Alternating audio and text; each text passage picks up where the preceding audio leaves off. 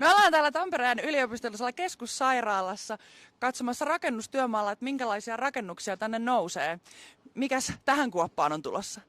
Joo, takanani olevaan monttuun, niin sinne nousee lasten ja nuorten psykiatrinen uudisrakennus, mihin siirtyy sitten potilaat vuonna 2027.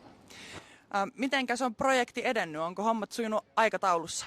Hyvin on mennyt ja aikataulussa ollaan. Että aina pientä viilaamista on ja pyritään, että jos saataisiin tuo loppuhommat ja luovutuksetkin menee aikatauluun ja jopa aikaisemmin maaliin tässä kohtaa.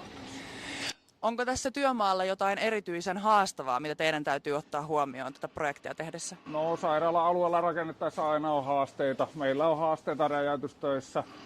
Meillä on myöskin siinä, että meillä täällä ympäristössä on potilaita, on muitakin käyttäjiä. Ne täytyy ottaa huomioon rakentamisessa, että pyritään tekemään kaikki turvallisesti, että ei tule heillekään ongelmia asiasta.